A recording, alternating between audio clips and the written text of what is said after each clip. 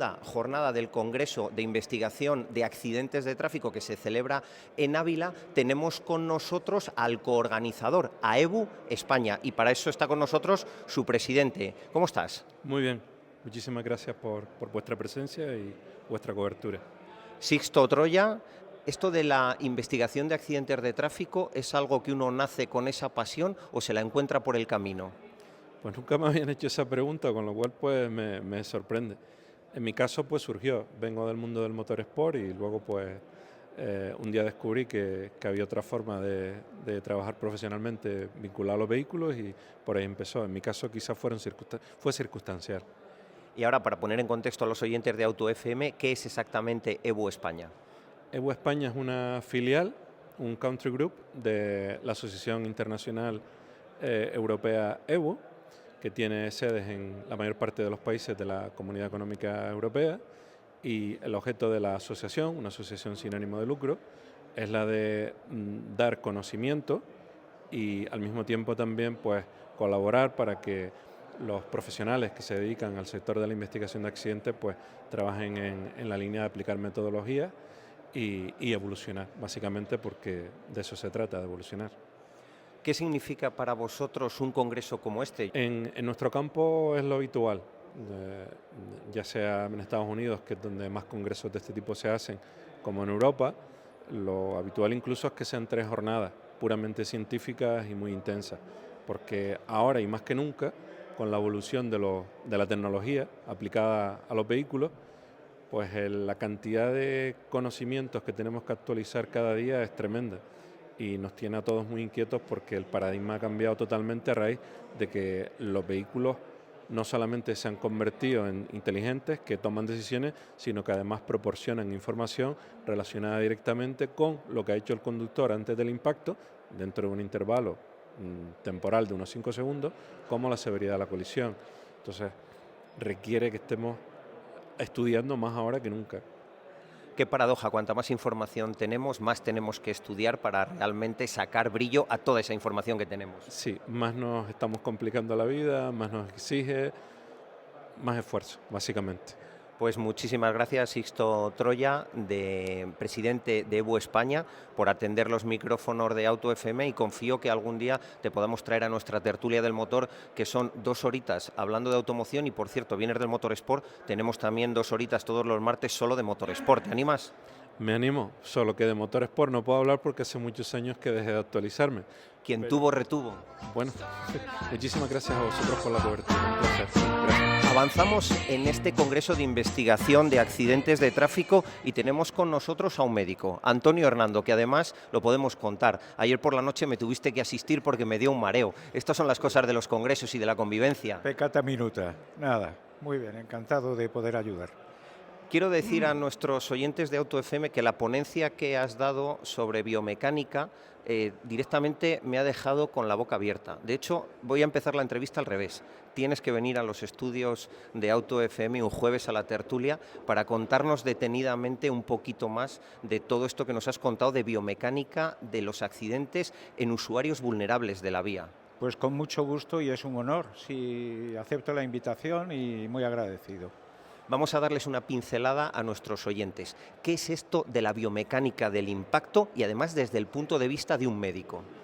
La biomecánica lo que trata es de explicar por qué se producen lesiones en el cuerpo humano y para eso lo que toma en consideración es qué órgano anatómico ha sido afectado, la dirección principal de fuerza que se ha aplicado, qué cantidad de fuerza y si esa persona tiene alguna circunstancia que le haga especialmente vulnerable al traumatismo. Está tomando alguna medicación que le baja la tensión o está tomando anticoagulantes o por el contrario está protegido con algún tipo de dispositivo de seguridad pasiva, utilizaba cinturón de seguridad, utilizaba casco, etcétera, que pueden reducir la gravedad de lesiones. Para eso nos ayudamos de los parámetros físicos de la colisión que nos los proporcionan los ingenieros reconstructores. Es una tarea común, es como jinete y caballo. Para que haya equitación tiene que haber jinete y caballo, si no es un caballo suelto o es un peatón.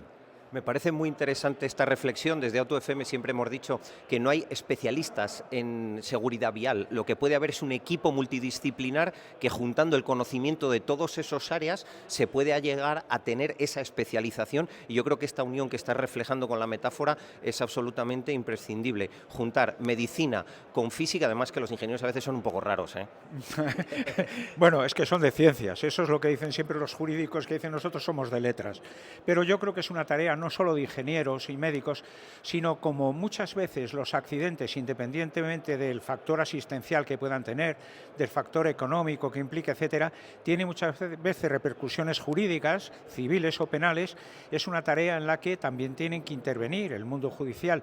Y en este sentido, yo creo que ha sido un acierto absoluto la organización por parte de EBU y de CESBIMAP de involucrar a fiscales de seguridad vial para que nos den también su punto de vista y podamos entre todos seguir mejorando en una prevención de los accidentes de tráfico, cosa de los ingenieros, en una mejor asistencia y reducción de lesiones y, por supuesto, como consecuencia ineludible de esto, también una repercusión jurídica menor.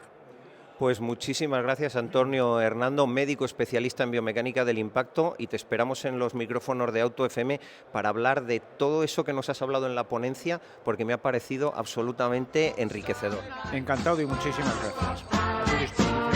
Acabamos de hablar con un médico y ahora tenemos que ir a la parte de ingeniería, y para eso hablamos con el director de INSIA, que es Francisco Javier Páez. ¿Esto de ser ingeniero investigador de accidentes de tráfico es pasión o lo encuentra uno a lo largo de su vida laboral de casualidad?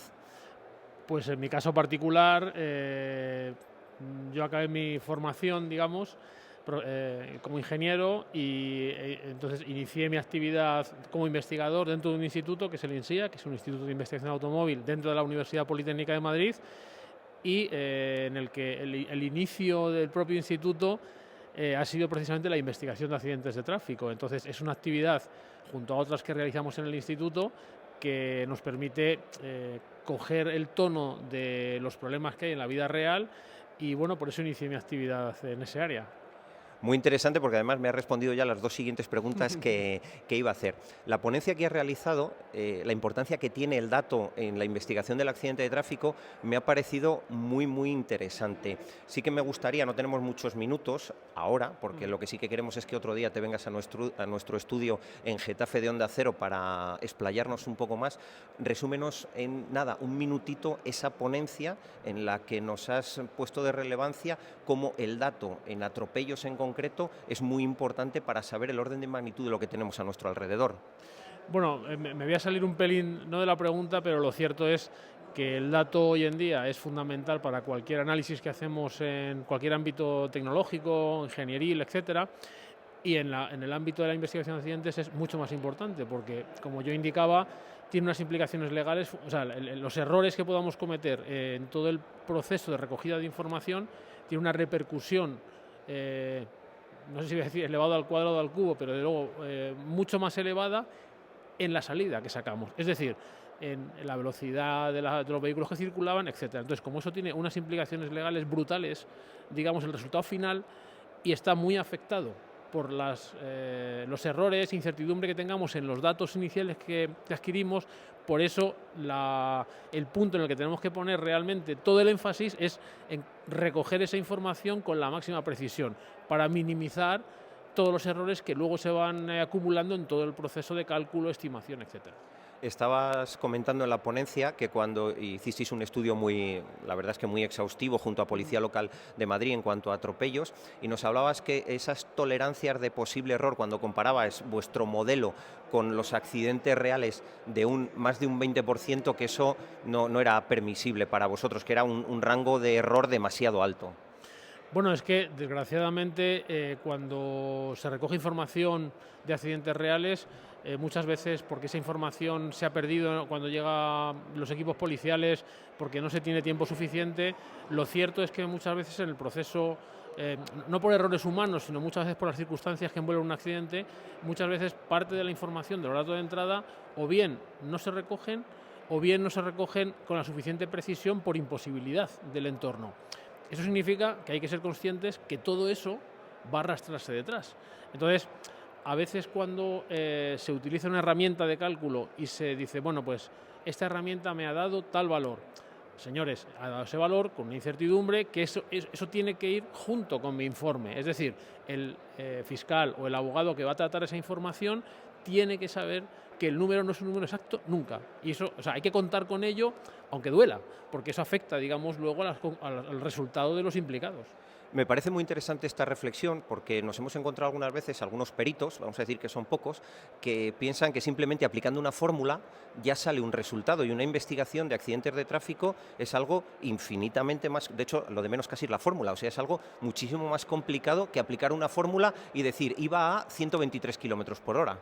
Bueno, a ver, el problema en ingeniería, y es el mismo que hay en accidentes de tráfico, pero también en otras herramientas de la ingeniería, es que uno coge una herramienta informática de cálculo y siempre le da un resultado. Y si falta algo, también te va a dar un resultado. Entonces, es realmente el calculador, el usuario de esa herramienta, el que tiene que ser consciente que qué errores tiene, qué fuentes de error. Siempre hay, o sea, en el proceso de cálculo de cualquier herramienta, también en las reconstrucciones, hay simplificaciones, hay elementos del cálculo que introducen cierta variabilidad. Pero, sin duda alguna, lo que más introduce variabilidad es los datos de entrada. Si introducimos mucho error, vamos a sacar muchísimo error en la salida. Entonces, eso es lo que hay que ser consciente cuando uno utiliza una herramienta de cálculo y, por supuesto, las reconstrucciones. Y ya para despedir y no robarte más tiempo, INSIA empieza haciendo investigación sobre todo con autobuses, ahí hay un expertise brutal. ¿Qué es más fácil, investigar un accidente de un autobús o investigar un atropello a un niño? Bueno, yo creo que, para empezar, me hablas de un elemento muy sensible que son los menores. Hay menores en los atropellos y hay menores en los accidentes de autobuses.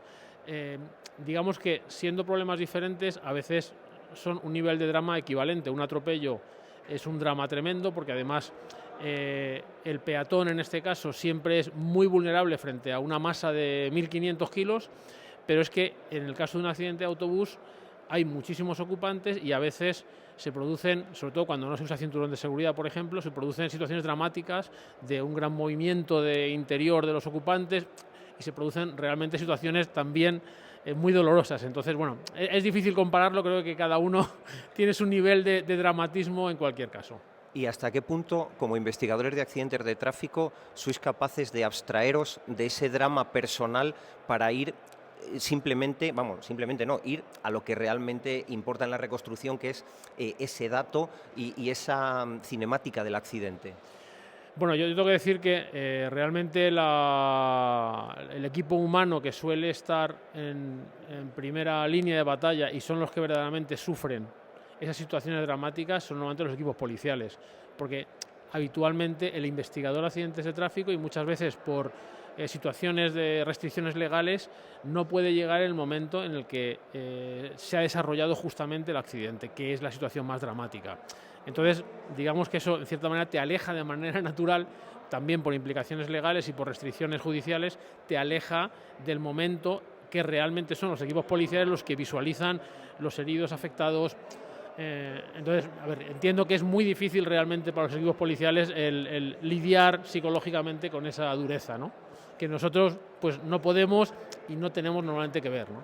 Pues muchísimas gracias y te esperamos en el estudio. Muy bien, muchísimas gracias a vosotros. Seguimos en este congreso y lo hacemos con María Navarro, que es la directora de innovación de MAFRE. Y algunos de nuestros oyentes dirán, ¿MAFRE aquí, en este Congreso Internacional de Investigación de Accidentes de Tráfico? Bueno, pues ahora nos lo va a contar ella, pero tiene todo el sentido del mundo, porque sabemos que CESBIMAP es esa pata o parte de esa pata de innovación que tiene MAFRE, esa parte de innovación que ahora nos va a contar María en qué consiste y qué relación tiene MAFRE con esto de investigar accidentes de tráfico y además montar un congreso como este a nivel internacional. Como ya sabes, CESBIMAP es nuestro centro de referencia para la investigación en el ámbito de la seguridad vial, de la reparación y de la movilidad, ¿no? Entonces, oye, y llevamos con ellos más de 40 años, con lo cual imagínate el bagaje que supone, ¿no?, para MAFRE.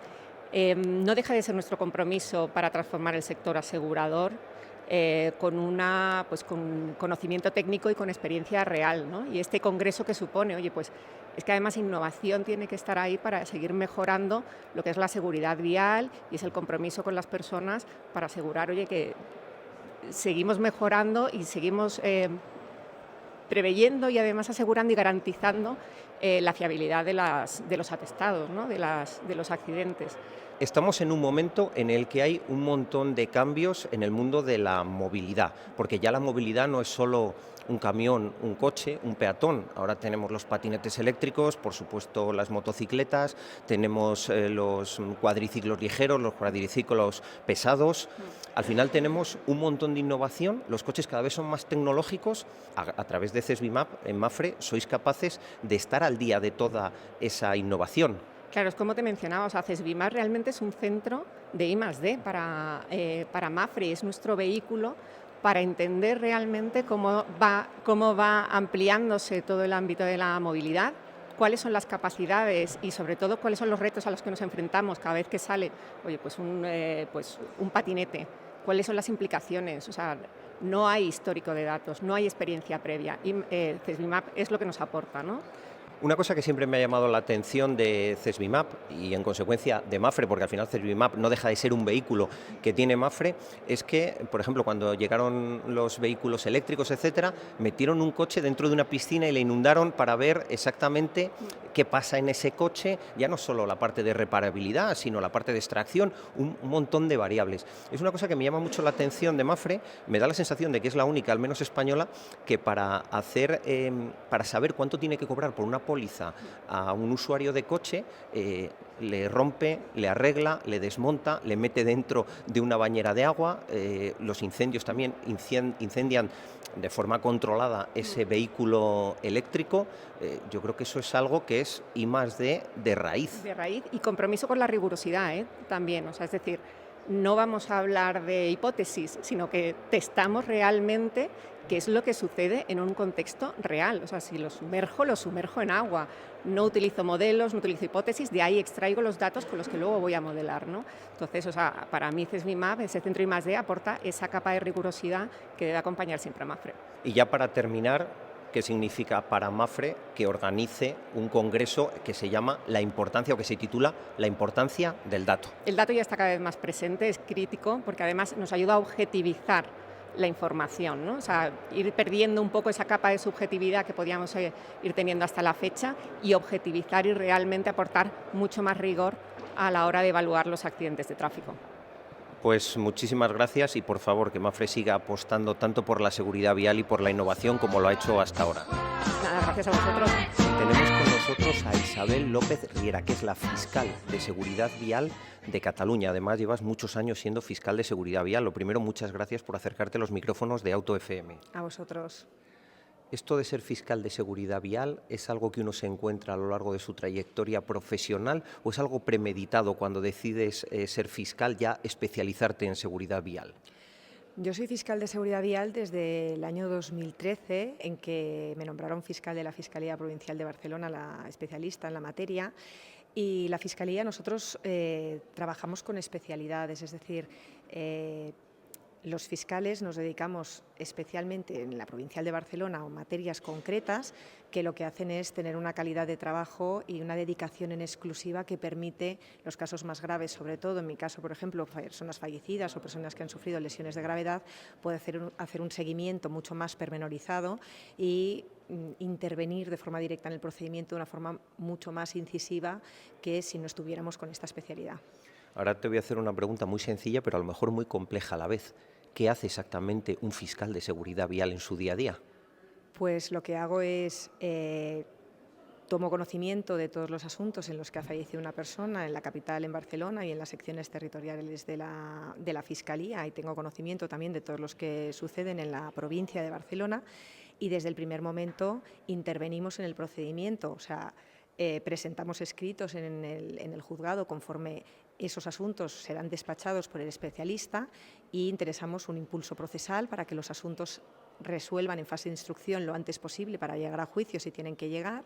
Acudimos al juicio oral para realizar los juicios de esta naturaleza y llegamos hasta la ejecución de la sentencia para garantizar sobre todo pues, los derechos de las víctimas y conseguir responsabilidad penal de la persona responsable si tiene responsabilidad.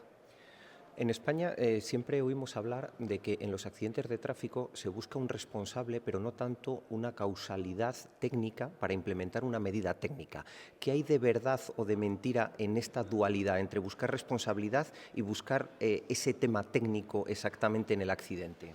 Yo es que pienso que van completamente unidas. Para saber si existe responsabilidad en una persona, tenemos que saber exactamente qué es lo que ha pasado, no al revés. Es decir, hay que determinar de la forma más estricta posible o más cuidadosamente posible qué es lo que ha sucedido.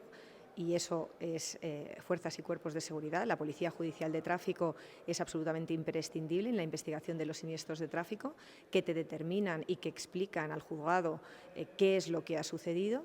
Y en base a determinar qué es lo que ha sucedido, puedes establecer la responsabilidad de quién ha causado ese siniestro. Y a veces habrá una responsabilidad penal y deberá exigirse esa responsabilidad, y a veces sucederán accidentes en los que la persona implicada o la persona que va a los mandos del vehículo pues no tenga esa responsabilidad penal. Pero para trazar esa responsabilidad, lo primero hay que saber qué es lo que ha pasado. Entonces, la tecnología cada vez más nos auxilia en la determinación de esas causas. Es imprescindible, contra más medios técnicos tengamos para averiguar qué es exactamente lo que ha pasado, mejor podremos determinar esa responsabilidad penal del posible autor. Y ahí voy con la tecnología a los datos. Nos has dado una charla sobre el EDR, el mal llamada caja negra de los coches, pero bueno, para que nuestros oyentes que están menos especializados lo entiendan. ¿Ha cambiado realmente muchísimo la investigación en accidentes de tráfico desde que tenéis datos de EDR de los vehículos? Sí, realmente. A ver, el EDR no es una prueba absolutamente aparte que determine una revolución por sí misma. Es una herramienta más que las policías y los peritos de parte igual cuentan para poder, lo que acabamos de hablar, determinar qué es lo que ha pasado. Esa extracción de datos del coche, que como tú bien dices, no es una caja negra, sino que son datos concretos técnicos del vehículo 5 segundos antes del siniestro y hasta la colisión, es una herramienta más para las policías, en nuestro caso, las fuerzas y cuerpos de seguridad, para ayudar y para poder determinar qué es lo que ha sucedido. Y eso se tendrá que poner a colación y tendrá que relacionarse con el resto de pruebas ordinarias que tradicionalmente se han llevado a cabo, desde testificales hasta cámaras, hasta estudio de velocidades o cualquier otra diligencia de investigación tradicional que se haya podido llevar a cabo. Pero sí, sin duda, al final el servicio de la tecnología al servicio de la averiguación de las causas del siniestro es una ventaja, es una ayuda y favorece a esclarecer la verdad. Y ya para terminar, habrá algún oyente que diga, a ver, esto del EDR vulnera mis datos personales, a lo mejor tienen algún tipo de reticencia a que fuerzas y cuerpos de seguridad accedan a estos datos. ¿Qué les puedes decir tú desde la profesionalidad de la Fiscalía? Bueno, nosotros consideramos desde la Fiscalía que son datos técnicos, objetivos, que no son datos personales, no afectan al derecho a la intimidad de la persona, los datos objetivos que muestra el vehículo 5 segundos antes de una colisión, como puede ser velocidad, si se ha activado el freno, etcétera, etcétera. Y por lo tanto, teniendo en cuenta que son estos datos técnicos objetivos del propio vehículo, que no del sujeto, pues no cabría hablar de vulneración de derechos fundamentales. Y ya para terminar, una pregunta extra. ¿Cómo está impactando la nueva movilidad, los vehículos de movilidad personal, en la accidentalidad de tu zona, de la zona que llevas tú de Cataluña? Bueno, claro, Barcelona capital tiene una incidencia muy importante. Al final, nuevos vehículos, nuevas formas de movilidad determinan mayor riesgo y eso tiene una incidencia obvia a la hora de producirse siniestros. El tráfico rodado es lo que tiene, claro.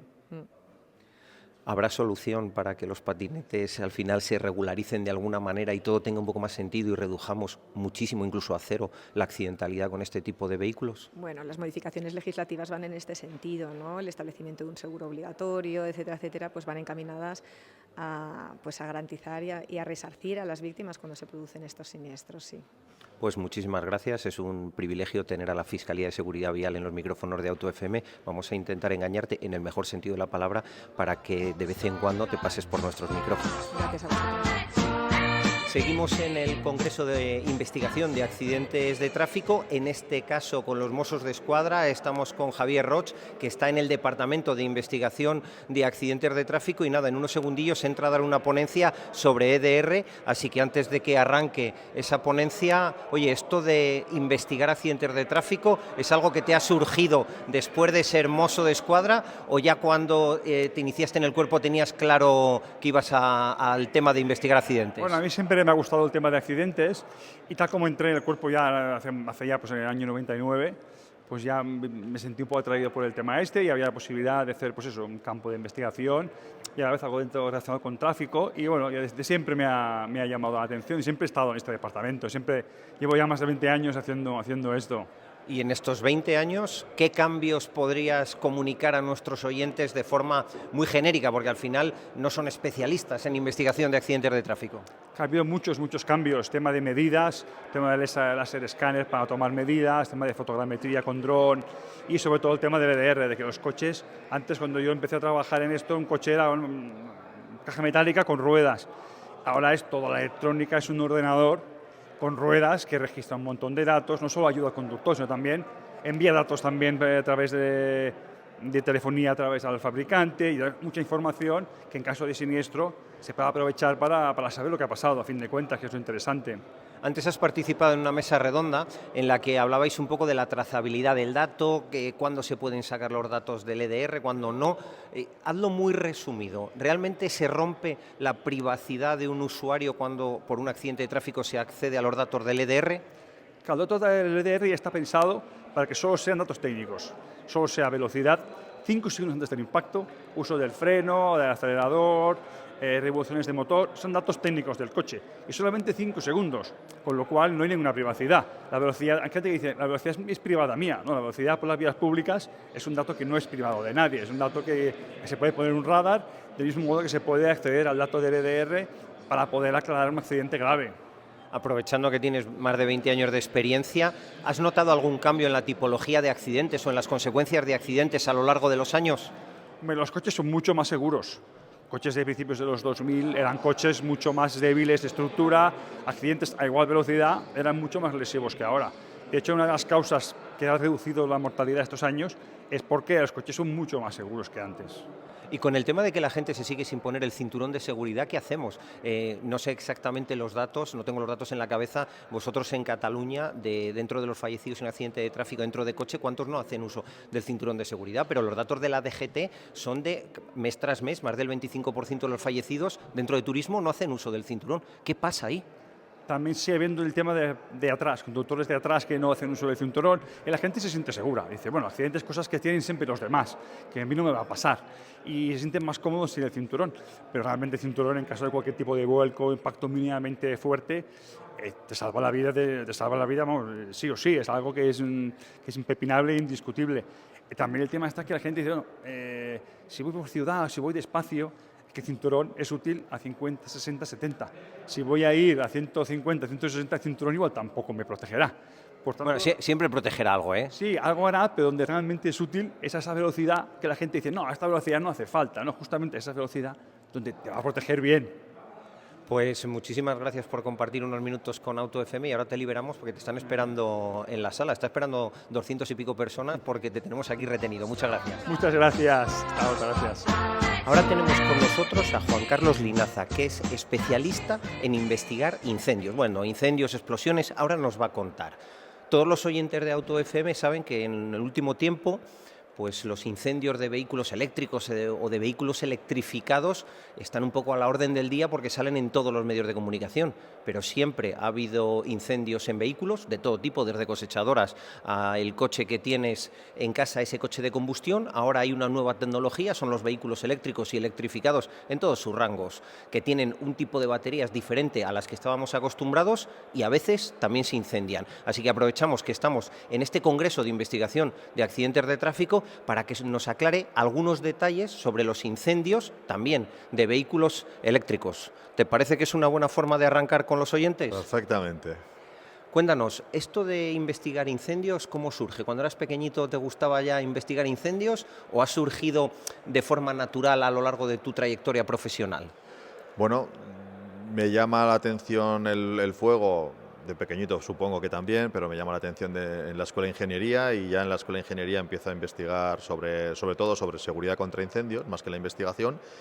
Ya hicimos algunos trabajos, algunos proyectos de seguridad contra incendios en la Escuela de Ingeniería, y a partir de ahí pues mi mundo laboral está asociado a las aseguradoras y la investigación de incendios a nivel de daños, y a partir de ahí a nivel de seguridad, y a partir de ahí empezamos a trabajar un poco el por qué. Cuando llegas a los incendios te empiezas a preguntar por qué, ¿no? ¿Y por qué? ¿Y dónde? ¿Y por qué? Y eso es lo que me lleva un poco a investigar los incendios, desde hace más de 25, 26 años. Dentro del baremo incendios en casas, incendios en industrias, incendios en coches, ¿qué porcentaje de tu trabajo está dedicado a la parte de vehículos?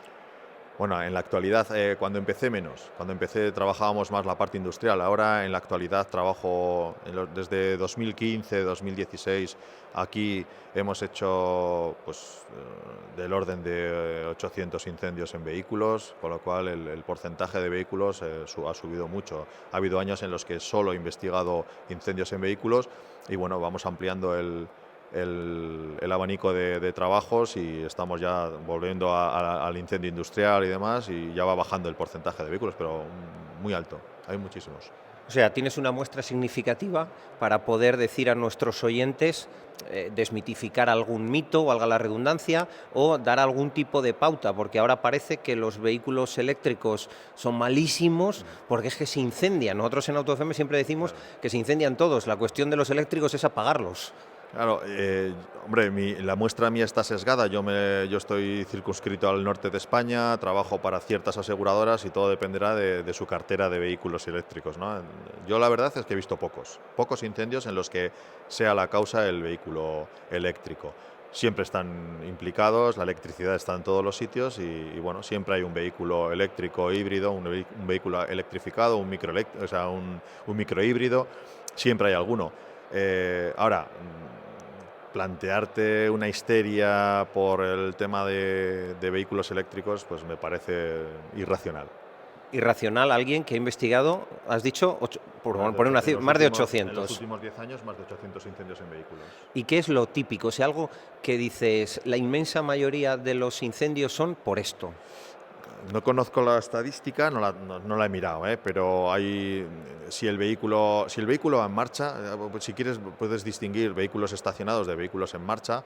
En vehículos en marcha podemos tener incendios muy relacionados siempre con la instalación eléctrica del vehículo, que suelen sufrir, pero tenemos pérdidas de líquidos combustibles e inflamables, vapores de líquidos que se inflaman por contacto con superficies calientes como los escapes.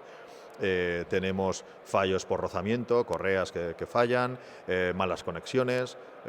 Hay un abanico de posibilidades bastante grande, ¿no? Ahí intervienen ya incluso sistemas de gases de escape, por ejemplo, que tengan pérdidas de estanqueidad y incidan sobre plásticos y produzcan incendios. Entonces el abanico es bastante amplio. Una vez que están estacionados solemos distinguimos los primeros 30 minutos, los primeros 40 minutos desde que está estacionado, que pueden seguir siendo mecánicos o por rozamiento o térmicos. A partir de ahí un incendio puede ser eléctrico o intencionado. Entonces en los vehículos estacionados, que suelen ser eléctricos, pues fallos de derivación a tierra, a masa, del sistema entre el alternador, el motor de arranque y la batería suelen ser los más frecuentes, pero puede fallar cualquier parte de la instalación eléctrica. Y luego están los intencionados, que ya depende. Eso es fraude, ya es otra película. Bueno, hay fraudes, hay vandalismo, hay fraude, hay distintas motivaciones para los pirómanos, ¿no?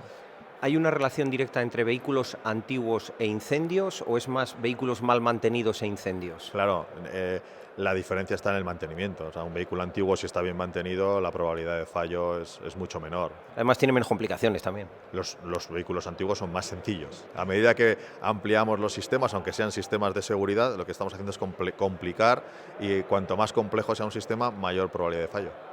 Pues ya solo me queda que des un consejo a los oyentes de AutoFM para que su coche, sea cual sea, no se les incendie.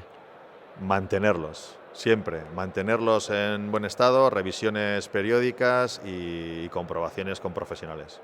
Pues muchísimas gracias, un placer tenerte en los micrófonos de Auto FM. Te hemos metido en la agenda y cuando tengamos alguna noticia de estas muy llamativas sobre incendios, te vamos a llamar. Bueno, pues yo en cualquier cosa que pueda ayudaros estaré encantado de hacerlo. Muy bien, muchas gracias a vosotros. Seguimos en este Congreso de Investigación de Accidentes de Tráfico y en esta ocasión vamos a hablar con Marcos Pérez, que es ingeniero, reconstructor, investigador de accidentes de tráfico y también ponente. Sí, también ponente, claro. Nos has traído un tema muy interesante del que he de reconocer que yo desconocía por completo. Y es que hablamos mucho de las cajas negras de los aviones, hablamos de que hay una especie de caja negra en los vehículos que se empiezan a comercializar, pero es que tenemos una caja negra todos nosotros en nuestro bolsillo. Efectivamente. Se habla mucho de lo que es el registro que hacen las compañías de telefonía del movimiento de las personas y demás. Y de hecho incluso hubo hace unos años una noticia de un experimento piloto de la DGT para saber el movimiento de la gente en base al posicionamiento de los móviles, y precisamente eso es algo que también podemos usar, y es de lo que va mi ponencia, básicamente, de cómo extraer esos datos de los teléfonos y utilizarlos para lo que es la parte de investigación de accidentes o poder determinar la situación de una persona. O sea, vamos a quitarnos de la cabeza la parte de accidentes de tráfico con coches o que solo hay involucrados coches. Vamos a quitarnos el tema de las motos. Vamos a poner un ejemplo, si te parece, yo creo que mucho más mundano, pero muy importante. El tema de atropello de peatones. Sí. El otro día en el desayuno, claro, todo fuera de micro, evidentemente, me estuviste contando cómo, de alguna forma, incluso anteriormente se podía hacer de forma mucho más escrupulosa, pero ahora mismo, de alguna forma, si tú llevas tu móvil en el bolsillo, incluso como peatón, se puede determinar o se puede tener indicios bastante importantes de determinar en ese potencial o ese atropello quién es el potencial responsable. Bueno, lo que podemos obtener tenemos una fuente de datos adicional que es precisamente la ubicación o los datos de ubicación del móvil. Entonces podemos saber por dónde ha pasado el peatón, incluso podemos saber la velocidad a la que iba el peatón en un determinado instante. Si ese instante además coincide con el accidente o está muy próximo, pues nos va a dar un valor muy veraz, porque es un valor de velocidad por GPS que es realmente bueno. Antes era mucho mejor, era muchísimo mejor, porque simplemente con llevar activado el GPS del móvil teníamos un dato cada segundo o cada un segundo y muy poquito. A día de hoy, por culpa de las normativas europeas que le han impuesto, pues en este caso a Google, la limitación en la recogida de datos y demás, pues Google ha decidido pasar todos esos datos y están en nuestros móviles, no están en sus servidores. Y en esa situación, pues claro, los móviles tienen una capacidad limitada y al final, pues esos datos pues, se han reducido. Como ejemplo, yo llevo el historial de ubicaciones de Google activado desde el 2013 y hasta hace unos meses mi historial pesaba unos 2 gigas, o sea, imagínate la cantidad de información que había ahí, a día de hoy pesa 78 megas. O sea, realmente estamos hablando de una reducción muy, muy, muy importante de los datos que tenemos almacenados. Oye, ¿cómo surge tu interés por ser investigador de accidentes de tráfico? ¿Eso viene de serie? ¿Lo vas descubriendo con los años? ¿Ya estudiaste la carrera, ya hiciste ingeniería pensando en esta salida profesional? No, fue un poco de rebote. Empecé a trabajar en el Departamento de Ingeniería Mecánica de la Universidad de Vigo y ahí había un grupo que hacía investigación de accidentes, empecé a trabajar con ellos y llevo trabajando en esto desde el 2001. En 2007 terminé la carrera y en ese momento, o sea, digamos, en 2007 hice la lectura de proyecto y en ese momento finalizó además el proyecto universitario y nos instauramos como empresa, pues el que era mi jefe, que a día de hoy es mi socio, y yo como empresa independiente dedicado solo a esto, bueno, a esto y algunas cosas más que hacemos, pero sí. Sí, pero básicamente investigación relacionada con el mundo de la movilidad. Me comentabas fuera de micro que también haces periciales de temas de garantía, de mal funcionamiento de vehículos, etcétera, etcétera. Sí, o sea, estamos centrados en el automóvil. O sea, nos hemos especializado en el automóvil, empezamos con investigación y reconstrucción de accidentes. De la investigación y reconstrucción de accidentes se avanzó hacia accidentes singulares o reclamaciones singulares por accidentes, es decir, airbags que no funcionaron de una forma correcta, defectos de funcionamiento de vehículos. De ahí se pasó a análisis de averías en garantía y como una de esas averías relativamente común, que son los incendios, empezamos a hacer incendios en vehículos. O sea, solo analizamos incendios en hacíais vehículos. peritación de incendios. No, hacemos investigación de incendios, no peritación, sino nosotros no valoramos, investigamos el incendio y solo analizamos en estructuras pues, cuando está un vehículo implicado. Pero básicamente nos hemos especializado en el automóvil y solo trabajamos en automóvil. Y hay veces que en el automóvil te encuentras con que hay guardarraíles que funcionan, biondas que no funcionan y que tienes colisiones con otros medios de transporte. No sé si esto lo puedes contar ante la cámara o lo dejamos en stand-by hasta que se resuelva judicialmente y luego te vienes al programa AutoFM a contarlo. Sin problema, vamos a contarlo cuando esté judicializado, pero esta especialización en automóvil pues, nos ha llevado a hacer colaboraciones, por ejemplo, con la UCO de la Guardia Civil, en el tema de Dianaker, por ejemplo. Nosotros somos la empresa que ayudó a la UCO a identificar el vehículo con aquellas imágenes y demás. Colaboramos con ellos en otros asuntos, como el de Manuela Chavero en Badajoz, o el de Valladolid, que todavía no está, que todavía no está juzgado. Entonces, al final, lo que es la especialización en el automóvil nos lleva a trabajar en muchas cosas relacionadas con el automóvil, pero no específicamente solo lo que es la investigación y reconstrucción. Bueno, pues queda pendiente eso de las biondas que no funcionan del todo bien. Vale, perfecto. Muchísimas gracias. Muchas gracias a ti. Seguimos en este Congreso de Investigación de Accidentes de Tráfico 2025 aquí en Ávila y está muy cerquita Salamanca. Hemos recolectado literalmente a 3 policías municipales de Salamanca para que nos cuenten un poco su experiencia dentro del Departamento de Investigación de Accidentes de Tráfico. Sinceramente, no me acuerdo de los nombres. Lo que sí que sé es que tú eres el jefe de la unidad. ¿Cómo te llamas? Agustín. ¿Cuántos años llevas en la unidad de tráfico? Pues prácticamente toda mi carrera, unos 15 habré estado en atestados o algo más. ¿Y tú empezaste, o sea, te metiste en atestados por vocación o de casualidad? No, por vocación. Además, era otra época en la que entrar en atestados era como un premio, era un poco la niña bonita de las policías locales. Ahora es justo lo contrario. Bueno, luego nos cuentas cómo ha ido cambiando eso de la parte de investigar accidentes de tráfico dentro de las policías locales. Aquí tenemos a 2 chavales bastante más jóvenes. Estos llevan menos años como policías locales. Y más preparados. Bueno, más preparados nos lo van a tener que demostrar ahora. A ver, ¿con quién hablamos? Con Rodrigo. Pablo. ¿Cuántos años lleváis como policías locales? Pues como policías locales casi 8. 6 años. ¿Y dentro de la parte de tráfico? 5. 5 también, desde el 2020. ¿Estáis en tráfico por vocación o cuál es lo que os motivó a entrar en tráfico? En mi caso, el tráfico está obligado siempre porque yo antes era de la patrulla de motoristas y luego cuando, pues, por decisión de jefatura, pasé a la Policía Judicial de Tráfico, que es atestados como se conoce comúnmente. Y ahí ya, de momento pues el trabajo me gusta, es gratificante y ahí sigo, de momento me quedo ahí con ello. Yo por mi parte debo reconocer que siempre he tenido especial debilidad por el tema del tráfico y es verdad que en un primer momento, porque estuve en una plantilla distinta anteriormente, entré por decisión de jefatura, sin que fuera mía propia, en la sección de atestados y una vez que entré pues descubrí un mundo que cada día me gusta más y a día de hoy apuesto por este tipo de trabajo. ¿Sabes lo que dice mi abuela? Es que eres de buen conformar. Te pongan lo que te pongan, te va a parecer bien. Hemos estado hablando ya con ponentes, con gente que está escuchando las ponencias. ¿Qué os está pareciendo este congreso de CESBIMAP? La verdad me está gustando, sobre todo el tema de los fiscales y demás, pues sí que te aclaran muchas de esas dudas que siempre están ahí. Y bueno, aunque sigamos discutiendo algunas cosas de si esto tiene que ser así o así, pero aclaran mucho. Y luego pues el tema de nuevos equipos, nuevas cosas, pues está dando un cambio bastante grande. Para algunos ya nos vamos quedando ahí. Vosotros lleváis menos tiempo, ya habéis nacido dentro de este cambio. ¿Cómo veis vosotros el Congreso? Sí, pues es una oportunidad muy buena de que la gente que verdaderamente se dedica a unos niveles estratosféricos a esto, nos pongan un poco a todos juntos y podamos escuchar y compartir ideas, opiniones de distintos puntos de universidad, peritos, fiscales, otros compañeros de otras policías, que pongamos todo en un foro conjunto. Eso es una oportunidad muy buena para intercambiar conocimiento, ver cómo lo hacen en otros sitios, ver cómo podemos aprender y mejorar nosotros. Entonces es buenísimo.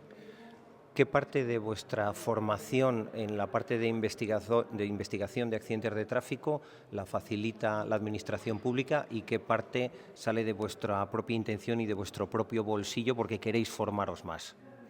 La administración, digamos que te pone las herramientas necesarias para que tú estés formado como policía, pero a veces no es suficiente. Entonces, en muchas ocasiones te toca a ti mismo ser autodidacta y, bueno, pues hacer cursos por tu parte y formarte individualmente. Lo traduzco yo porque tú no lo puedes decir, eres agente de la autoridad y todavía llevas pocos años. A ver, que es que para que tengamos agentes de la autoridad formados, la administración pública tiene que destinar recursos. Y si no destina recursos, estamos un poco en la mano de la buena fe de estos chicos, de otros compañeros, que dedican muchas veces su tiempo libre, su dinero, en seguir formándose. Hombre, yo creo que por lo que nos dijisteis ayer en la cena, en Salamanca tenéis una ventaja frente a otras policías locales porque más o menos sí que os escuchan y os dan soporte técnico desde la concejalía. Nos van dando algunos medios más, vamos progresando, pero bueno, poquito a poco. O sea, ¿podemos pedir más? En ello estamos a diario, no lo conseguimos todo, pero bueno, se pide. En los micrófonos de Auto FM lo tenéis abierto para poder pedir lo que queráis. Otra cosa es que os lo den. Bueno, pues intentaremos y si sirve de ayuda, ahí acudimos. En la cena hablábamos ayer del tema de los test de drogas y además fue contigo con quien estuve hablando, nos explicabas que el hecho de que porcentualmente, según la estadística de la DGT, haya un 4.000% más de positivos en drogas que en alcohol, tiene que ver con que hacéis muchísimas menos pruebas y además vais como a tiro hecho. Pero sinceramente, ¿de verdad tenéis un 4.000% más de ojo para enganchar a los que consumen drogas? Hombre, a tiro hecho es un poco perfilar hacia el tipo de conductor que más o menos puede ser que haya consumido. Un test de drogas, como hablábamos ayer, tiene un coste muy elevado, un kit, no es una boquilla de alcoholemia, y la ley de 40/2015 nos obliga a las administraciones públicas a actuar con economía de medios, es decir, que no derroche el dinero de la administración. Entonces, dentro de lo que es los controles aleatorios... Espera, que te voy a cortar. ¿Tú en el Congreso tienen que seguir también eso de no derrochar medios? En el Congreso tienen que seguir eso de no derrochar. Otra cosa es que lo hagan. Bueno, perdona por interrumpirte y por meter un chascarrillo. Es un tema serio, pero bueno, nuestros oyentes seguro que lo estaban pensando igual que nosotros. Sí, entonces, como decía, dentro de lo que es el control aleatorio de tráfico, se hace las pruebas de drogas en ese sentido, a un tipo de perfil de conductores que en la estadística nos puede dar positivo, y la alcoholemia es un control que se hace mucho más número y totalmente aleatorio y a todas las personas que entran, porque el coste de una boquilla es mínimo. Además, hago un matiz, una pequeña nota. Hablabas de formación, precisamente. O sea, el reconocer a un conductor que pueda conducir bajo determinados síntomas o haya consumido drogas o tenga una conducción con unas determinadas circunstancias, características, eso también entra dentro de la formación que recibimos. Entonces, claro, el utilizar las pruebas de drogas cuando uno ya tiene una formación previa sobre determinados conductores facilita mucho el trabajo e incrementa la estadística que comentábamos. ¿Y quién tiene mejor ojo, por definirlo de alguna forma? ¿Los que tienen ya más experiencia o los más jovencitos? Yo siempre he dicho que la experiencia es un grado. Entonces, creo que en este caso la experiencia 1, juventud 0. General, ¿Tú cómo lo ves? En general no hay mucha diferencia dentro de la unidad, eso sí, cuando llevan un tiempo en la unidad. Los que están fuera, los que se dedican a otras cosas, rápido levantan la mano aquí, y no. Si la levanta uno de la unidad... Es que hay premio. Es que hay premio. Pues muchísimas gracias, chicos, por compartir con los oyentes de Auto FM unos minutitos, y gracias también por tener esa voluntad de seguir, por amor propio, seguir siendo cada vez más profesionales, seguir formándoos para tener cada vez mejores atestados de tráfico. Así que muchas gracias. Seguimos en el Congreso de Investigación de Accidentes de Tráfico de CESBIMAP 2025 y en esta ocasión me hace muchísima ilusión entrevistar a José Luis Ayestarán, que es perito de accidentes de tráfico y además es una muy buena persona. Le conozco desde hace años y tengo que decirlo a la audiencia de Auto FM, es muy buena persona. Es alguien que a nivel profesional me ha demostrado que tiene una ética pues como hay que tenerla, y desgraciadamente hay veces que eso no no lo tiene todo el mundo. Por lo tanto, quiero ponerlo en valor. Pero además, según veníamos andando hacia la entrevista, me has contado que tus orígenes están en Mafre también, en el año 85. En el año 85 empecé en las instalaciones de CESBIMAP aquí en Ávila. Y de aquí ya fui para Galicia por la alta siniestralidad que había en el intento de reducir el nivel de daños materiales que tenía esa comunidad autónoma. Desde el año 85, estamos en el año 2025, has venido a un congreso, en esta ocasión no eres ponente, podrías haberlo sido perfectamente. ¿Qué percepción puedes transmitir a los oyentes de haber conocido ese CESBIMAP de 1985 al CESBIMAP de 2025? CESBIMAP fue totalmente pionero en la formación para los peritos. No había una escuela, no había normativa, no había legislación, y nos enseñó a empezar a peritar, a conocer el ambiente y el mundo del seguro. Hoy día lo que vemos es que ha seguido avanzando. Hoy día hay escuelas, universidades que enseñan. Tengo la oportunidad, o he sido ponente en el tema de reconstrucción y todo el programa de reconstrucción de posgrado de la Universidad Politécnica de Madrid en el curso. Pero CESBIMAP sigue apuntando, sigue adelantándose a las circunstancias, y lo de hoy es una muestra, ¿no? Apostando por los crash tests, por la investigación y sobre todo por la formación para peritos, policías y guardias. Cambiando de tema, y que ninguno de los ponentes, tanto que han estado en este congreso como los que van a pasar por los micrófonos, nos van a hablar de algo de lo que te voy a preguntar ahora mismo, y es la evitabilidad. ¿Qué es la evitabilidad en un accidente de tráfico? Bueno, para los que se inician la peritación o en la reconstrucción, los peritos siempre ven, igual que muchas policías locales, quién es el causante del accidente. Pero ahora, lo que es la protección del lesionado, del consumidor y del peatón, toda la normativa europea y en concreto la española va más allá. Cuando un peatón atraviesa la carretera cuando no debe, en principio siempre pensamos que la responsabilidad es del peatón. En este intento de protección, lo que se trata es de ver si el conductor, primero, si cometió alguna infracción o no, y segundo, si aunque el peatón cruzó cuando y por donde no debía, ¿vale?, podía el conductor haber evitado el accidente. Con lo cual, lo más importante no es una reconstrucción bonita, sino sobre todo llegar a la conclusión si en el estudio de ese accidente el conductor pudo haber evitado el atropello. Fíjate cómo son las cosas. En este intento europeo de proteger a todo el usuario, que la nueva normativa, estamos hablando ya desde el 1 de enero del 2016, con la Ley 35/2015, se establece que en el caso de los menores de 14 años, ¿vale?, nunca son responsables. Nosotros somos conductores, vamos circulando adecuadamente, vemos un niño que viene en bicicleta y sale delante de un autobús, frenamos y no podemos evitarlo, ¿vale? En esa situación, ¿vale?, la compañía de seguros, ¿vale?, y por vía civil tiene que hacerse responsable 100% de los daños de ese niño, ¿vale? No es porque sea culpable, sino por proteger al niño. Tenemos que diferenciar ese tema. En el caso de lesiones, si fallece, la compañía no responde, porque el fallecimiento, quien cobraría esa indemnización serían los padres, donde hay una negligencia en vigilando. Pero en la protección se intenta además que luego las sentencias garanticen un capital para el futuro del niño y que ese capital no lo fundan los padres, sino precisamente se trata de proteger. Claro, para que ayudar a nuestros oyentes a que entiendan un poquito más esto de los menores, los seguros y los accidentes de tráfico. Entiendo que la legislación está pensada para que no haya malos padres, hablándolo de forma muy coloquial, que arriesguen la vida de sus hijos a cambio de una posible o potencial indemnización. Bueno, ese es un tema que habremos visto muchas veces en Estados Unidos, cómo se compran los siniestros, cómo alguien da un golpe o provocan accidentes para que alguien cobre, ¿no?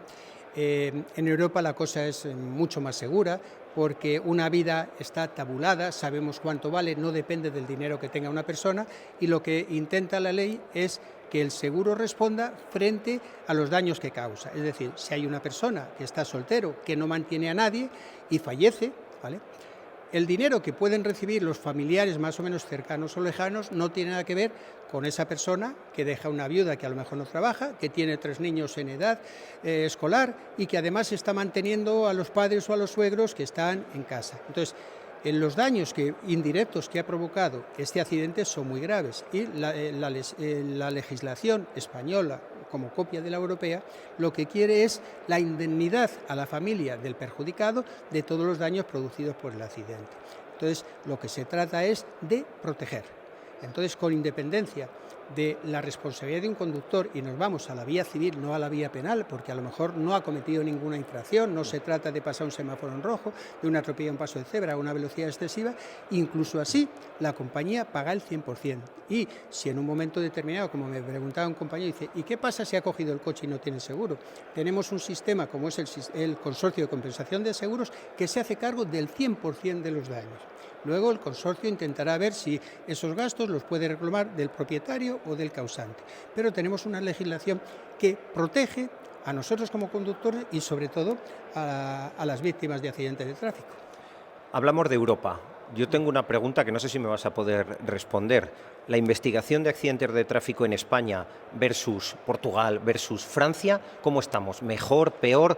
Porque tú llevas ya muchos años haciendo investigaciones. Correcto. Nosotros tenemos la suerte, dirijo un gabinete pericial con un equipo increíble que funciona muy bien. Hemos hecho intervenciones para Inglaterra, en Costa Rica, en Portugal y nos han llamado más, pero gracias a Dios nos limitamos aquí porque a veces la legislación no siempre es la misma. Nos llamó la atención cómo en Costa Rica la evitabilidad del accidente y demás es una copia de la normativa europea y sobre todo en España. Pero en España, gracias a Dios, hay unos cuantos gabinetes que, modestia aparte, estamos funcionando muy bien. Los equipos de la Guardia Civil, cada vez empezó el ERAT, el DIRAT, y luego han hecho los equipos periféricos de reconstrucción que están dominando programas que antes no disponían. Hay policías locales, y lo hemos visto aquí, policías autonómicas que están investigando un montón y que nos ayudan a los peritos, porque no es que hagan nuestro trabajo, sino que nos complementan nuestro trabajo también, y está funcionando muy bien. He tenido la oportunidad de estar con gente que es reconstructores de Italia, Alemania, Francia, y hablando de París, que el sistema de París, el alcalde es como un microestado, que no es como un ministro, y las problemáticas que tienen allí las policías locales, los atestados de los accidentes, no les permite atender a los siniestros, como se está haciendo aquí, en España en general. Entonces, la investigación que se hace muchas veces falta de medios, y si las policías no disponen de medios o tiempos para hacer esas cosas, relativamente luego viene el resto por ahí.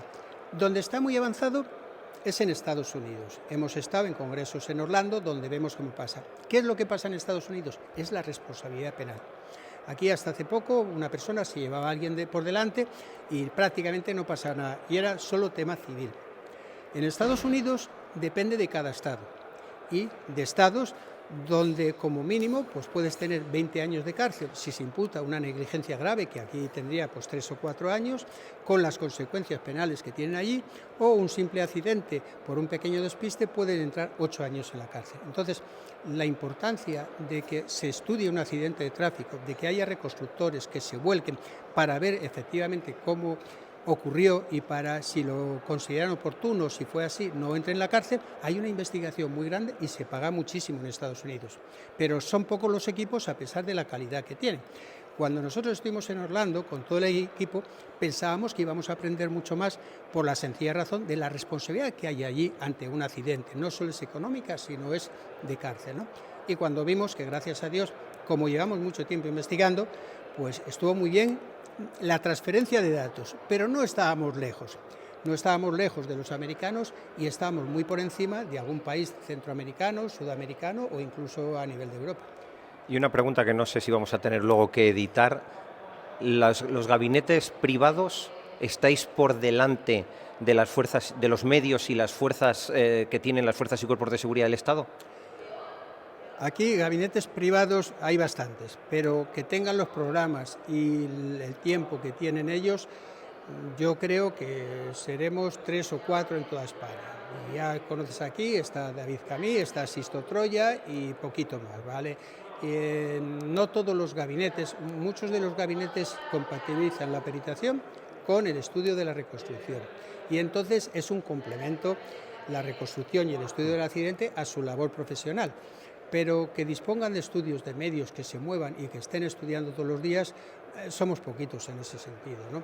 Entonces, Poquitos pero muy buenos. vale, hoy día lo que hemos visto es que gracias a Dios, y diría de 5 años a esta parte, las policías locales y sobre todo, como hemos visto de Chiclana, y las policías autonómicas han dado un empujón enorme, ¿no? Hasta hace 5 años prácticamente solo estaba el ERAD y el DIRAD que dispone de estos programas. Ahora, gracias a Dios, pues las policías están invirtiendo en ello, ¿no? Pero hay que tener en cuenta que en muchos municipios no tienen medios y es el propio policía quien hoy está haciendo un atestado y después está en el paso de cebra a la altura a las horas de apertura del colegio. No tiene tiempo para especializarse. Y luego un tema que a mí me preocupa mucho es que la Administración no pone todo de su parte para formar a esos equipos de atestados. A mí me da la sensación que depende más del amor propio que tenga el propio policía o el equipo de policías de la ciudad concreta, los días de vacaciones que quieran destinar a ir a congresos, etcétera, etcétera, que realmente que la Administración les esté dotando de medios y de formación adecuada a la velocidad a la que va todo. Por ejemplo, la Academia de Tráfico de la Guardia Civil está haciendo un esfuerzo muy grande. No solo se dedica a ver los cursos motorista, normativa y legislación, que ya tienen bastante, sino que ahora muchos equipos de atestados pasan por la Academia de Tráfico de la Guardia Civil y ha montado a través del ERAD el DIRAD y los equipos periféricos de reconstrucción. En Galicia tenemos 2 y en otros sitios está llevando. Algunas comunidades autónomas, partiendo de los Mossos, que fueron pioneros, la Archaina y demás, pues están invirtiendo en ellos. Pero nos encontramos también con muchos policías autonómicos que lo hacen de mutuo propio. Y donde sí lo hacen de mutuo propio es en muchos ayuntamientos. En muchos ayuntamientos los policías nos han pedido ayuda, cómo pueden acceder, cómo pueden hacer ciertas cosas. Nosotros, y no es por hacer publicidad, hemos preparado 2 libros sobre la formación y seguridad vial para niños, porque ahora es una asignatura totalmente obligatoria. Pero los centros no tienen formación de cómo plantearla. ¿Qué hemos hecho nosotros? Ver cómo a través de la física y la matemática la influencia que tiene en un accidente de tráfico en función de su trayectoria profesional, ¿vale? Para que jueguen y vean qué se puede hacer, cómo se puede analizar, a qué velocidad y jueguen, ¿vale?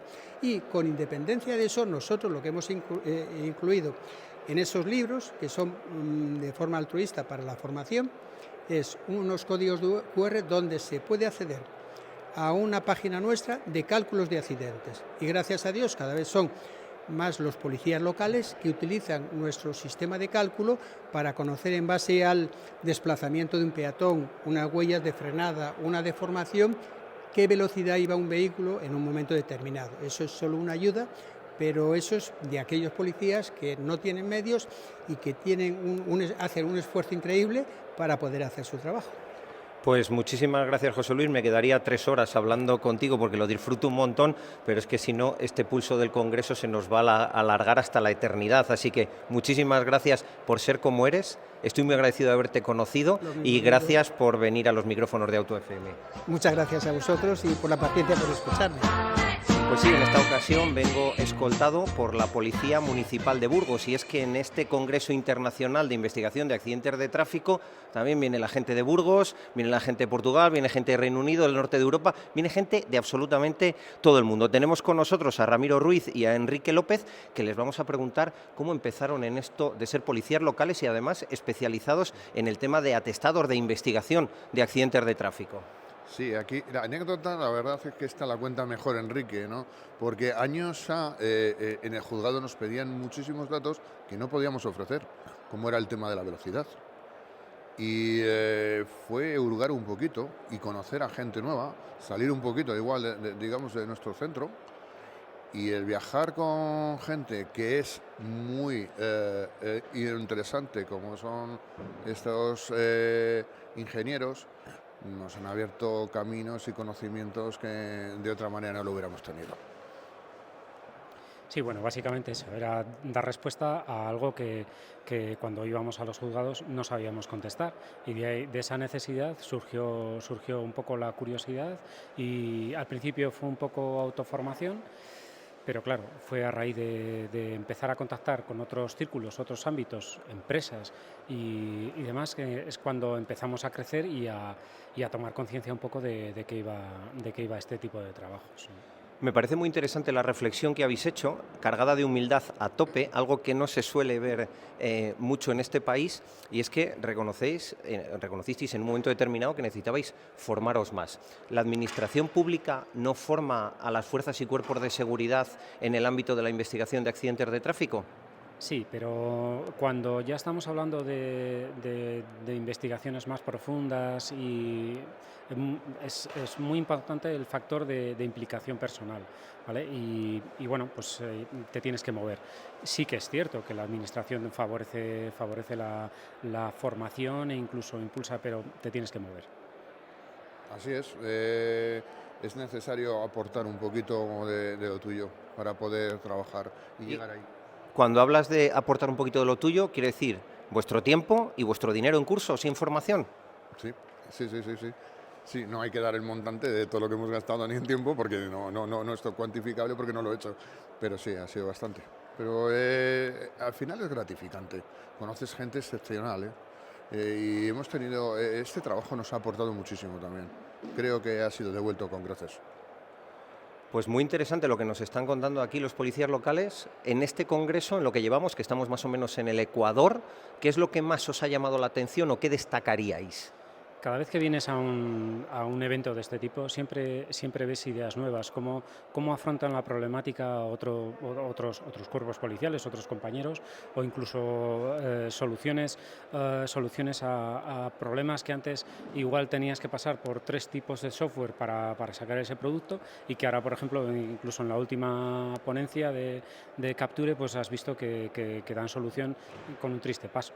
Entonces, pues bueno, siempre ves esas cosas nuevas, pero sobre todo, aquí más que a aprender, vienes a compartir ideas y a contactar con gente, pues que o bien que ya conoces o gente nueva, que luego es cuando te surge el problema, la problemática de un accidente, y dices, ¿cómo lo resolvieron aquí? ¿Te acuerdas? ¿Qué tal? Y tiras de contacto. Y entonces, pues bueno, eso te lleva a un fin correcto. Al final, importantísimas las relaciones humanas y la tecnología. Pero claro, cuando vosotros descubrís una tecnología nueva, que hay que pagar una licencia, que hay que hacer no sé qué, tenéis que convencer a un concejal de turno de que pague eso. ¿Cómo lo hacéis? ¿Cómo es ese proceso? Bueno, estamos teniendo fortuna. Nuestra jefatura está siendo muy proclive a nuestras peticiones. También es verdad que los resultados que estamos enseñando creo que son de su agrado, por eso está funcionando, ¿no? Por ejemplo, el tema de drones, que lo estamos llevando un poquito más intenso, y es de la cual va a funcionar nuestra ponencia. Vemos cómo están desarrollando nuevas tecnologías, donde se está comunicando a nuestro jefe, donde nuestro jefe se lo está lanzando a los políticos, les está pareciendo buena idea, y por ello está fluyendo de manera correcta, por eso. Estoy seguro que hay algún compañero vuestro que nos está escuchando ahora o que nos está viendo en YouTube y está diciendo, ojalá tuviera yo un jefe que fuera tan proclive a elevar hacia arriba esas necesidades y esas mejoras técnicas. Sí, efectivamente hay que tener esa suerte. Nosotros disfrutamos de ella, pero sobre todo lo enfocamos también a que todas estas herramientas que utilizamos para reconstrucción sirven para más cosas. De hecho, muchas de ellas se derivan del tema de arquitectura civil y demás. Entonces, quizá hay que enfocarlo no solo desde un punto de vista policial, sino de un punto de vista de que la administración a la que pertenece se puede beneficiar de las herramientas, en este caso dotadas a Guardia Civil, a Policía Local. Y es que puedes aportar material en este caso, Concejalía de Patrimonio, a Juventud, a festejos en cuanto a la organización de eventos, como pues en la planificación de planes de seguridad, aquellos edificios de titularidad municipal que necesitan una reforma y que quizá a través de medios mecánicos, como es la contratación de andamios, pues de otra forma no se llega, pues con drones sí, en fin, o mismamente con la digitalización, sin que ellos se muevan de su puesto de trabajo. Me parece muy interesante cómo transformar ese gasto en inversión, que yo creo que es lo que estás explicando, es súper importante. Y ya para cerrar, os voy a pedir que en una frase, en un par de ellas, nos resumáis cómo ha mejorado o cómo ha evolucionado la investigación en accidente de tráfico en la última década. Ha sido terrible, la evolución ha sido gigante. ¿Cómo? A ver, déjame destilarlo en una frase, me cuesta, pero el salto ha sido cualitativo, no puedo decir otra cosa. Bueno, yo lo que sí que podría aportar es que en este caso, las soluciones o la visión policial que damos en este caso a Judicatura, que son los que tienen que decidir, pues ha pasado de esto que es a requerirlo. Porque son los criterios que les damos para una decisión más ecuánime o al menos más justa, que es lo que se exige de ellos. Pues me parece un cambio bastante sustancial. Bueno, al final, cuando hay desgraciadamente delitos contra la seguridad vial y hay fallecidos, etcétera, que haya esa complicidad entre la judicatura y vosotros que tenéis que hacer el atestado me parece fundamental. Así que muchísimas gracias por compartir aquí unos minutos con Auto FM. Ahora nos quedamos con el teléfono y a lo mejor de vez en cuando os pedimos que nos hagáis alguna declaración off the record o en micrófono, como vosotros queráis. Pues igual sí, igual hay una futura colaboración, es posible. Muchas gracias a vosotros. Gracias. Seguimos aquí en esta segunda jornada del Congreso Internacional de Investigación de Accidentes de Tráfico CESBIMAP 2025 y nos hemos traído a alguien de la casa, a Jorge Garrandés. No sé exactamente qué cargo tienes ahora, pero yo cuando tengo dudas sobre incendios pregunto por Jorge. Cuando tengo dudas sobre motos también pregunto por Jorge. Cuando tengo dudas en general también pregunto por Jorge Garrandés. ¿Cuál es tu puesto ahora actualmente? Ahora soy responsable de departamento. Lo que pasa es que como bajo mi departamento ha habido vehículos, motos, maquinaria industrial, incendios, pues estoy un poco a todo. Bueno, lo que yo he resumido. Yo si necesito algo, pues hablo con Jorge y me lo va a solucionar. Soy persona CESBIMAP y para lo que haga falta. ¿Cuántos años llevas en CESBIMAP? 30. ¿30 años? Sí. Oye, ahora que la gente cambia o cambiamos de trabajo cada 4 o 5 años, ¿tú cómo lo ves después de estar 30 años en la misma empresa? Yo mi siguiente trabajo es irme a Hawái con mi mujer y dejar de trabajar. Pero para eso todavía queda, tranquilo. Queda mucho, queda mucho. Hemos estado ahora mismo asistiendo a tu ponencia en la que hablabas de incendios en vehículos en general. Nos has puesto un montón de ejemplos. A mí el que más me ha gustado es el de la cosechadora. ¿Qué quieres que te diga? En Auto FM tenemos muchísimos oyentes, también muchísimos oyentes agricultores. Cuéntanos un poco, aunque te voy a preguntar más cosas, cómo es el incendio típico de la cosechadora y cómo ha mejorado la tecnología, porque actualmente se siguen quemando cosechadoras, pero no tiene ni punto de comparación con las que se quemaban cuando yo tenía 20 años. Efectivamente, José, es así porque hay dos tipos de incendios típicos en cosechadoras, que es el poco mantenimiento. La cosechadora por dentro tiene muchos cojinetes, muchos engranajes, que necesita un mantenimiento, porque además la cosechadora, sabes que está trabajando 24 horas al día, pero a caña. Trabajan 5 meses, pero 24 horas al día. Y ese quizá es más fácil porque una persona, una cooperativa que lo haga un buen mantenimiento, lo tiene casi asegurado. Pero el otro tipo de daño, que es el de los daños, el de los roces con las piedras, el de la chispa que entra, precisamente lo que decías, ahora la tecnología ha sensorizado mucho las máquinas por todos lados. Entonces ahora la máquina, el peine va muy sensorizado, evita tener tantos golpes, evita chispas que produzcan incendios, el eje va sensorizado.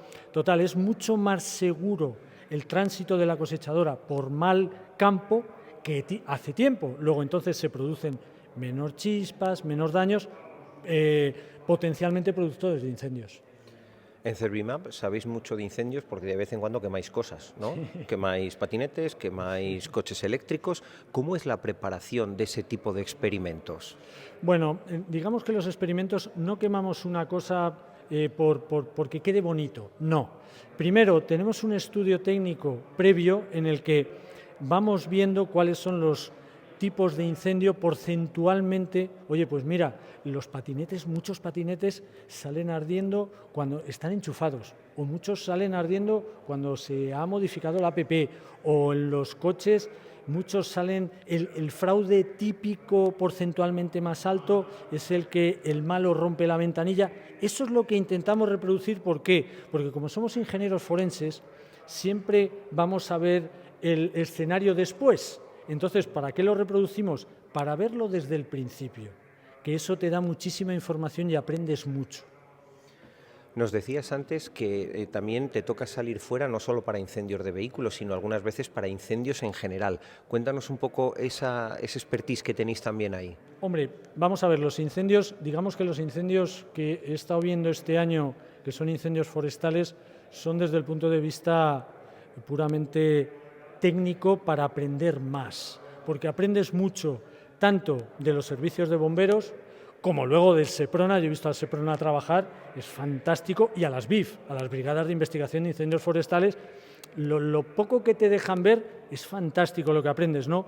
Pero sí tenemos que salir muchas veces a ver polígonos industriales que han salido ardiendo, talleres que salen ardiendo, casas en las que un patinete o un coche ha salido ardiendo, un lagar en Asturias que salió ardiendo, y todo eso, el fuego o la investigación de incendios, digamos que tiene unas pautas generales que se cumplen en cualquier tipo de incendio, pero lo que es muy importante es discernir entre un material, en una casa se quema hormigón y en un coche se quema polietileno o chapa de acero. Y de todo se aprende, porque tienes que aprender de los incendios, tienes que aprender de todo, porque todos los incendios son distintos. Te he hecho esta pregunta a propósito para que los oyentes entiendan cuál es vuestra visión holística del concepto de investigación y cómo luego, gracias a, por supuesto, el know-how le tenéis en CESBIMAP, pero gracias a congresos como este, compartes ese know-how, tú en concreto, pero bueno, todo tu equipo, con las 200 y pico personas que hay ahora mismo en la sala. Entonces, es una muestra que creo que es importante de cuál es el espíritu real de investigación que tenéis en CESBIMAP. Claro, nosotros en CESBIMAP lo que sí estamos totalmente influenciados por la cultura MAFRE. Y la cultura MAFRE quiere decir que cuanto menos incendios haya, todos salimos ganando.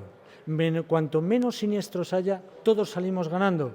Entonces, ¿por qué no vamos a transmitir todo aquello que sabemos de incendios, que sabemos de siniestros, que sabemos de este tipo de cosas, que el primero que sale beneficiado es la persona de la calle, pero luego la compañía sale asegurada, los estamentos salen asegurados, beneficiados, todos salimos beneficiados. Luego entonces intentamos transmitirlo por eso. La idea de MAFRE es fundamental para nosotros. La idea de MAFRE, y también que hace un montón de años apostara por este centro de investigación que es CESBIMAP, hoy está representado en este Congreso de Investigación de Accidentes de Tráfico. Hace unos minutos hemos entrevistado a José Luis, que empezó en 1985 como perito de MAFRE en CESBIMAP y hoy está aquí en el Congreso. Me parece muy importante, porque ahora parece que se nos olvida esas visiones a largo plazo, y creo que esto es una muestra de lo que es visión a largo plazo. Exacto. No puedes estar solo pendiente de mañana o de hoy. No. Esto es un trabajo de fondo, de ir concienciando, primero nosotros, y luego ir concienciando a todos, la sociedad que al menos está relacionada con nosotros, en el caso de los vehículos, en el caso de los talleres, en el caso de las personas que utilizan un vehículo, un patinete. Y entonces es una carrera de fondo, porque cuando se conciencia de cualquier punto de vista de seguridad a las personas por las buenas y con este tipo de razonamientos, al final tú ahora cuando te subes a un coche no piensas ponerte el cinturón porque te van a poner una multa. No, te subes y te lo pones. Esa es la idea. Y ya para rematar, si te parece, ¿qué consejo darías a las familias que tienen los niños, los adolescentes, un patinete eléctrico, que a saber Dios cómo le tratan en el mejor de los casos y por dónde van con él, y que luego suben a casa y le ponen a cargar? ¿Qué consejos darías a esas familias? Pues mira, los consejos, esos están muy claros. Lo primero, no hay que modificar ninguna de las características tal y como te venden el patinete, el fabricante. No se tiene que utilizar ningún cargador y ningún sistema externo o diferente del que te viene con el patinete para cargarle o para trabajar con él. Nunca abras un patinete para intentar modificar nada. No le modifiques las prestaciones, porque el patinete está preparado para determinadas prestaciones. Si se le modifica algo para que corra más, se puede calentar más, puede tener un accidente, pero puede salir ardiendo. Y cuando lo cargues, no lo cargues no hace falta que estés vigilando la carga del patinete, pero no lo dejes cargando por la noche en el salón al lado de las cortinas. No lo dejes cargando por la noche en el garaje al lado del coche y de la lata de aceite. No, mira a ver si se calienta el cargador y, a ser posible, tenlo en un sitio ventilado y aireado. Pues yo creo que son consejos muy sencillos, muy lógicos, y son gratis. Sí. O sea que hay que intentar que lo cumpla todo el mundo. Sí, eso sería lo deseable, y simplemente con esas cosas que además son las que nuestros amigos los bomberos siempre están difundiendo, seguro que bajarían bastante los siniestros por incendio con patinetes. Y ya una pregunta personal, ¿tú prefieres ir en patinete o en moto? En moto. Y un chaval de 15, 16 años, ¿qué aconsejas a la familia? ¿Un ciclomotor o un patinete? Desde el punto de vista personal, un ciclomotor, pero es que yo soy motero desde los 4. Entonces, bueno, pero yo te lo he preguntado a nivel personal. En moto. Yo también, también lo digo. De hecho, tengo una lucha con mi sobrino porque tiene patinete y no lo llevo absolutamente nada bien. Así que muchísimas gracias, Jorge, por compartir estos minutos, y yo creo que nos vemos el año que viene, no sé si en la gala del taller, en el evento IBIS o en el siguiente congreso de investigación. En alguno de estos, y encantado siempre de estar con vosotros. Llega el momento de poner un punto y seguido. Ojo, punto y seguido, porque mañana todavía tenemos más ponencias. Pero para hacer un resumen de todo lo que ha acontecido en esta segunda jornada del Congreso Internacional de Investigación de Accidentes de Tráfico CESBIMAP 2025, hemos cogido al director general de CESBIMAP, nuestro amigo José María Cáncer, que le vamos a pedir, sabemos que eres muy bueno resumiendo, con Ibis Iberia lo hiciste fenomenal, en 3 frases resumiste una jornada maratoniana, así que ahora hemos tenido también una jornada maratoniana, no te vamos a pedir 3 frases, te vamos a pedir un parrafito, José María. Bueno, muchas gracias por aceptar el reto de acompañarnos durante estos 3 días tan intensos. Hoy cerramos la primera jornada después de, creo recordar que han sido 14 ponencias, cada una más intensa y más llena de información útil que las anteriores. Hemos podido recoger intercambios de experiencias entre médicos, abogados, policía local, policía foral navarra, la Ertzaintza, fiscales, reconstructores de accidentes, nuestro propio personal de CESBIMAP, hablando de muchos aspectos diferentes de los accidentes de tráfico o incluso de los incendios, pero fundamentalmente hablando de lo que es el lema de nuestro congreso, la importancia del dato. Y sobre eso se ha hablado de qué importante es el poder leer y tener acceso a los datos del coche, la libertad para acceder a los mismos a través del EDR, la importancia de que los datos sean precisos y sean exactos, cómo cuando tú tienes los datos reales puedes hacer una reconstrucción o reproducción de lo que ha ocurrido, mientras que cuando tienes datos orientativos solo puedes hacer una simulación de lo que ha ocurrido, y la diferencia que tienen esos matices en cuanto a la relevancia de las conclusiones que obtengas. Hemos estado hablando también de cómo ver la parte de culpa entre cada uno de los actores involucrados en un siniestro en función de esos datos. Hemos estado viendo también algunas recetas, como nos decía una de las personas de CESBIMAP, dice, si en un incendio intentas buscar qué fue lo que lo motivó, dice, no busques la causa, busca el origen y el origen te llevará a la causa, que ha causado mucho revuelo. Hemos estado viendo en la parte médica cómo, incluso observando radiografías de cómo se han roto los huesos, intuyes direcciones e intensidades de los impactos y cómo han sido. Yo particularmente, que no tengo un perfil tan técnico, yo he aprendido muchísimo y estoy súper orgulloso de la primera jornada que hemos tenido de ponencias, después de la jornada práctica de ayer en nuestras instalaciones en Ávila. Pero creo que la jornada de mañana nos va a traer otras tantas ponencias con muchísimo conocimiento, con muchísima experiencia compartida entre los diferentes actores, y estoy seguro de que nos va a gustar tanto como la de hoy. Yo estoy absolutamente convencido. Poner también algo de relevancia, que en este tipo de congresos no es habitual. Sois súper puntuales, o sea, súper puntuales, increíble. Llevamos 2 días de jornada y se han cumplido los tiempos, pero con una tolerancia de más o menos 2 minutos. Creo que este es un reto que yo no pensaba que ibais a superar, y más con tantos ponentes y tantas ponencias. Sí, la verdad es que cuando tienes 12, 14 ponencias a lo largo de un día, a poco que acumules 5 minutos de desviación en cada una, pues te vas muchísimo. Es cierto que lo llevamos un poco clavado porque le ponemos un contador cuenta atrás al que está arriba en el escenario.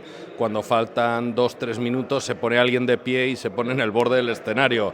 Bueno, nos falta empezar a disparar al techo, pero como medidas coercitivas ya valen para que la gente se dé cuenta de que bueno, va llegando el momento de parar la interrupción y dar tiempo también a unos minutos de preguntas, porque creo que es una parte muy enriquecedora. No solamente escuchar, esto no son clases magistrales, esto son simplemente la exposición de investigaciones, la exposición de casos prácticos que dan pie a debate, a discusión, que en una parte se hacen al terminar la ponencia, pero en otras partes continúan durante las pausas que tenemos en el Congreso, que es también una parte muy importante de lo que constituye reunir a 250 personas que están en torno a esta industria, en torno a esta actividad, juntos en un entorno durante 3 días enteros. Ya solo queda emplazar a nuestros oyentes a que nada, dentro de 3 segundos empezamos con el episodio de mañana. Nosotros tenemos que pasar toda la noche, mañana arrancamos, pero un llamamiento que quiero hacer, y he dicho lo de la puntualidad por eso. Fuerzas y cuerpos de seguridad del Estado, gente que esté relacionado con la peritación, incluso chavales que están haciendo automoción, que tienen dudas de cómo son este tipo de eventos, a los eventos que organice Cervimap, que se apunten a todos. Por favor, que se apunten a todos. Y a los oyentes que no están tan metidos dentro de lo que es la investigación de accidentes de tráfico, pues que escuchen Auto FM, les damos 4 pinceladitas. Bueno, 4 pinceladitas, ahora mismo llevamos 2 horas de podcast. No sé si al final terminaremos mañana con 2 horas y media o cómo lo haremos. Vamos a intentar no pasarnos de las 2 horas y media. ¿Te parece, José María? Bueno, me parece un ejercicio difícil, pero es